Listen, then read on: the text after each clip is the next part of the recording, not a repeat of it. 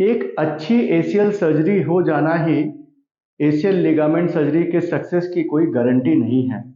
उसके बाद में भी आपको बहुत ख्याल रखना पड़ता है। ये कोई और फ्रैक्चर की सर्जरी की तरह नहीं है कि अच्छे से रॉड डाल दिया गया तो आपका फ्रैक्चर जुड़ ही जाएगा, आपको बहुत मेहनत ना करनी हो।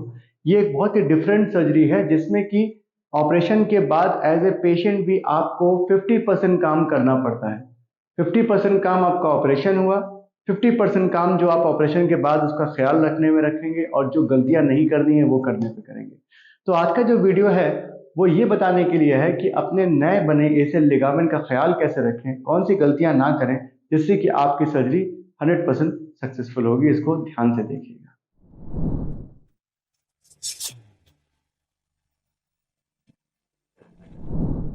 नमस्कार दोस्तों, मैं हूं डॉक्टर नीरज श्रीवास्तव। मैं एक आर्थ्रोस्कोपी और स्पोर्ट्स नी सर्जन हूं और स्कोपी क्लिनिक वाराणसी का डायरेक्टर हूं और यहाँ पर मैं सर्जरीज करता हूं। तो हमारा जो चैनल है ये आप जानते हैं कि आपके लिगामेंट रिलेटेड सारे क्वेरीज और उसको और अच्छा कैसे करें और सक्सेसफुल कैसे बनाएं, उसके लिए ही हमने ये चैनल बनाया था। और जो डिफरेंट क्वेरीज हमको पेशेंट्स की आती है हमारे कमेंट सेक्शन में, उसी को देख करके हम नए नए वीडियोस बनाते हैं।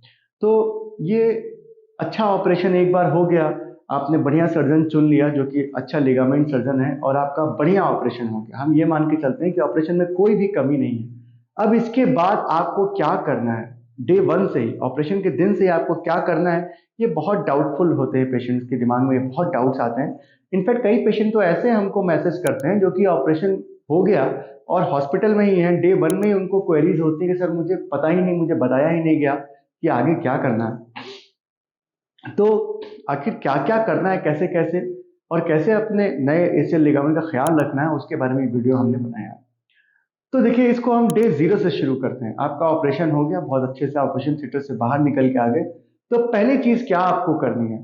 देखिए, हमने हमेशा ये बोला है कि सबसे important part as a patient जो आप कर सकते हैं वो है सही तरीके से एक्सरसाइज यानी फिजियोथेरेपी या रिहैब करना।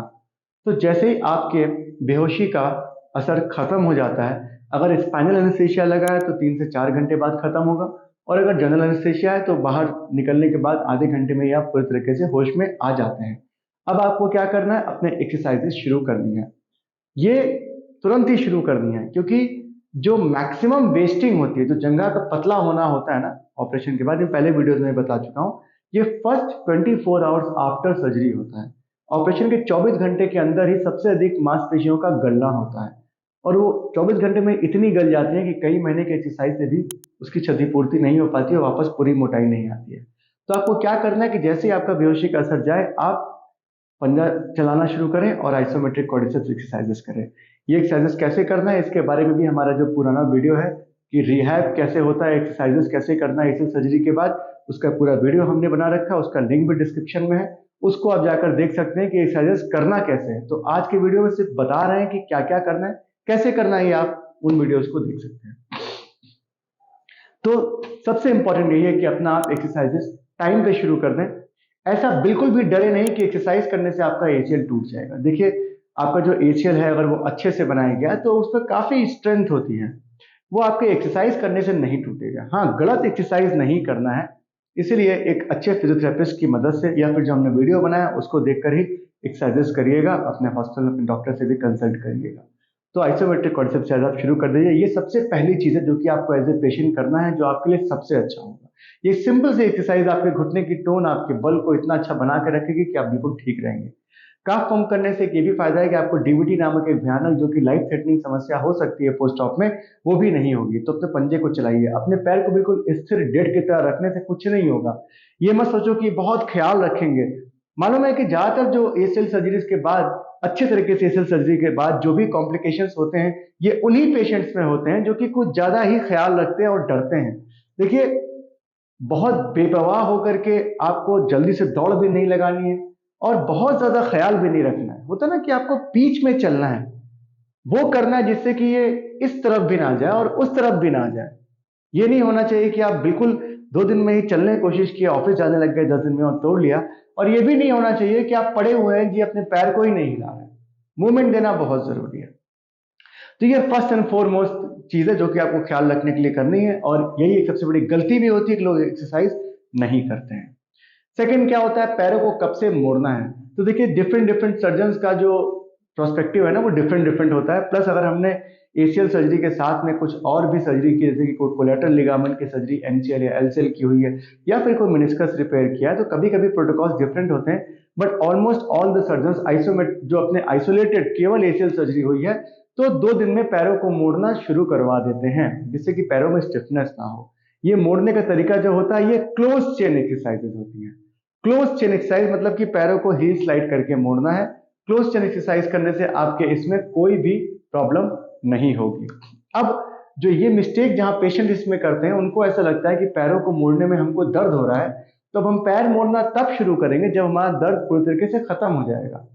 ये रीइंफोर्समेंट उनके पड़ोसी, उनके गांव के लोग और उनके कुछ सीनियर्स भी बोलते हैं कि अभी बहुत दर्द हो रहा है पैर मोड़ने पे, तो मत मोड़ो वरना डैमेज होगा। देखिए पैर को मोड़ने से कुछ डैमेज नहीं होगा। हाँ, एक चीज श्योर है कि जब भी आप पैर को मोड़ेंगे आपको दर्द जरूर होगा, और जितना लंबा आप पैरों को अपने ब्रेस में रख लेंगे उतना ही ज्यादा आपको दर्द होगा पैर मोड़ने में, क्योंकि नी जो है आपका वो स्टिफ हो जाता है समय के साथ। तो पैरों को मोड़ना भी समय से है और वो जरूर से करना है। तीसरी चीज क्या है, एक अच्छी डाइट।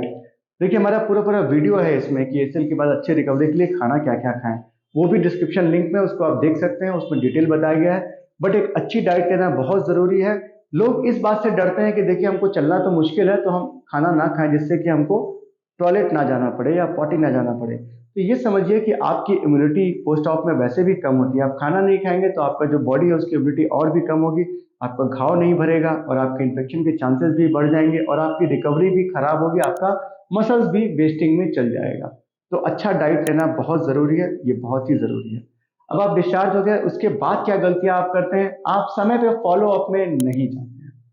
आपको लगता है कि फॉलो अप की कोई जरूरत नहीं, बढ़िया सर्जरी हो गया है, आप बिल्कुल निश्चिंत हो जाते हैं, फॉलो अप में नहीं जाते हैं। कभी शादी पड़ गई, कभी फंक्शन पड़ गया, कभी घर में कुछ हो गया, बट आपने अगर सर्जरी करवाई है तो उसका ध्यान देना भी आपकी जिम्मेदारी है। अगर आप नहीं जा पाए तो ऑनलाइन कंसल्ट करिए, डॉक्टर से बात करिए, फॉलो अप जरूर करना है, क्योंकि कब चलना है, कब मोड़ना है, कब ऑफिस जाना है, ये पर्सन टू पर्सन वैरी करता है और सर्जन टू सर्जन वैरी करता है। इस पर भी हमारा एक वीडियो बना हुआ है कि एसीएल के बाद नॉर्मल एक्टिविटीज कैसे रिज्यूम करें, उसका भी लिंक डिस्क्रिप्शन में, उसको भी जरूर देख लीजिएगा। अब एक और जो गलती बहुत बड़ी लोग करते हैं कि फिजियोथेरेपिस्ट के संरक्षण में रह के फिजियोथेरेपी नहीं करवाते हैं, अपने आप से फिजियोथेरेपी कराते हैं। उनको लगता है फिजियोथेरेपिस्ट को पैसे देना पैसे की बर्बादी है, सिंपल एक्सरसाइजेस हम तो ऑनलाइन देख के कर लेंगे, कुछ भी कर लेंगे। देखिए ऑनलाइन देख के एक्सरसाइजेस का एक आइडिया लग सकता है, लेकिन आपको एक सर्टिफाइड बढ़िया फिजियोथेरेपिस्ट के अंडर में रह के कसरत करना बहुत जरूरी है, क्योंकि अच्छी कसरत, अच्छी रिहैब होगी तभी आप बैक टू वर्क जल्दी हो पाएंगे। जितना आपने अपना दिमाग और अपना एनर्जी रिसर्च अपना आपने सर्जरी के पहले लगाया है, उतना ही आपको सर्जरी के बाद भी फिजियोथेरेपी में लगाना होगा। एक अच्छे फिजियोथेरेपिस्ट के अंडर में रह के अपनी कसरत जरूर से करवाइएगा। एक चीज मेक श्योर करना है कि आपका फिजियोथेरेपिस्ट आपके पैरों में कोई सिकाई ना करे, कोई गर्म हीट ना लगाए, कोई टेंस या फिर कोई शॉर्ट पे डायथर्मी ना लगाए। कभी कभी उससे क्या होता है कि जो आपका इम्प्लांट मेटेलिक है वो रेस की वजह से गर्म हो जाता है और उससे अंदर जल सकता है, आपका अंदर से टिश्यू, उससे प्रॉब्लम हो सकती है। रिहैब मतलब केवल एक्सरसाइज हुआ। मैक्सिमम कभी कभी फेरेटिक स्टिमुलेशन मसल वेस्टिंग के लिए होती है, या फिर आइसिंग करते हैं, या फिर रेजिस्टेंस बैंड से एक्सरसाइजेस कराते हैं। रिहैब मतलब सिकाई बिल्कुल भी नहीं है, ये बहुत बड़ी गलतफहमी है।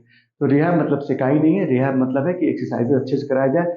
फिजियोथेरेपी का मतलब भी एक्सरसाइज ही है, कोई सिकाई नहीं है, सिकाई से कुछ फायदा नहीं होने वाला। तो ये जो मोस्ट इंपॉर्टेंट पॉइंट्स ये हमने डिस्कस कर दिए हैं कि कैसे अपने नए नए जो आपका एशियल बना उसका ख्याल रखा जाए, ये गलतियां नहीं करना है।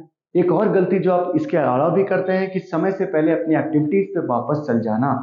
जैसे कि आपको लगता है कि आपका ऑफिस बहुत इंपॉर्टेंट है, या कोई शादी घर में बहुत इंपॉर्टेंट पड़ गई है, या फिर आपको कुछ ऐसा अर्जेंट काम आ गया जिसमें जरूर जाना है, तो आप ये सोचिए आपने ऑपरेशन कराया था उस एसीएल के लिए जिसके लिए आपने इतना खर्चा किया, इतना मेहनत किया। अब ये बहुत इमरजेंसी हो जाए फिर तो मैं नहीं मना कर सकता हूँ, अदरवाइज छोटी मोटी चीजों में आप लापरवाही ना करें। अपने सर्जन के हिसाब से अगर उसने चलने को आपको बोला है 3 हफ्ते बाद, 3 हफ्ते बाद ही चले। किसी और से पूछ के आप तुरंत मत चलने लग जाइए, बिकॉज जो जिम्मेदारी है ना सर्जरी की वो आपके सर्जन पे ही होती है। वो जो बोलेगा वही फॉलो करना है। अपने सर्जन को फॉलो करके ही सारी एक्टिविटीज धीरे धीरे धीरे धीरे धीरे धीरे की जाए। एक और गलती जो मैं यहाँ पे बोलना चाहूंगा कि हम लोग एज ए पेशेंट ये भी देखते हैं कि जो टेक्निक है या इम्प्लांट पड़ा है उसको तवज्जो ज्यादा देते हैं, ना कि सर्जन की एक्सपर्टाइज और अपनी फिजियोथेरेपी पे। कि जी हमने तो सबसे महंगा वाला इम्प्लांट लगा दिया जो कि अमेरिकन है और बहुत महंगा, बहुत बढ़िया इम्प्लांट है, बेस्ट इम्प्लांट है, तो हमारा एसीएल बहुत बढ़िया हो जाएगा और टूटेगा ही नहीं। आपको मैं बार बार ये बता चुका हूँ कि जो आपका एसीएल बना है ना, वो आपके ही पैर से जो टेंडन्स लिए गए, जो ग्राफ लिए गए, उससे बना है। उसकी स्ट्रेंथ आपने कितनी अच्छी एक्सरसाइज पहले की थी प्रीहैब में, उसका भी वीडियो लिंक में वो आप देख सकते हैं, उस पर डिपेंड करता है। कोई भी जो इम्प्लांट है ना, अगर वो स्टैंडर्ड कंपनी का है तो वो टूटेगा नहीं जी। इम्प्लांट तोड़ करके कभी भी सर्जरी फेल नहीं होती है। ग्राफ्ट ही टूटता है तो सर्जन खराब सर्जरी किया और तब कुछ प्रॉब्लम होती है। तो बहुत ज़्यादा तवज्जो आपको इम्प्लांट पे नहीं देनी है कि आपने कोई स्पेशल स्क्रू लगवा लिया, कोई स्पेशल फाइबर टेप लगवा लिया या कोई स्पेशल बटन लगवा ली जिससे कि बहुत अच्छा होगा। तो आपको सर्जन के एक्सपर्टाइज पे ज़्यादा ध्यान देना है, ना करके इम्प्लांट पे तवज्जो देना है, और उसके बाद एक्सरसाइज, फिजियोथेरेपी और डाइट पे ज़्यादा ध्यान देना है। इन पर ध्यान दे करके ही आप अपनी सर्जरी जो कि अच्छे से की गई थी उसको 100% सक्सेसफुल बना सकते हैं। तो बाकी बेकार की चीज़ों में दिमाग बिल्कुल मत लगाइए, इन चीज़ों को फॉलो करिए, आप 100% सही होंगे। I think I have covered everything. अगर उसके बाद भी कुछ डाउट्स आपको होते हैं तो कमेंट सेक्शन में लिख के हमसे आप पूछ सकते हैं, उसका रिप्लाई करेंगे, या फिर जो व्हाट्सएप नंबर है उस पर देकर हमसे पूछ सकते हैं, हम रिप्लाई करेंगे। अपना ख्याल रखिए, अपने एसीएल का ख्याल रखिए।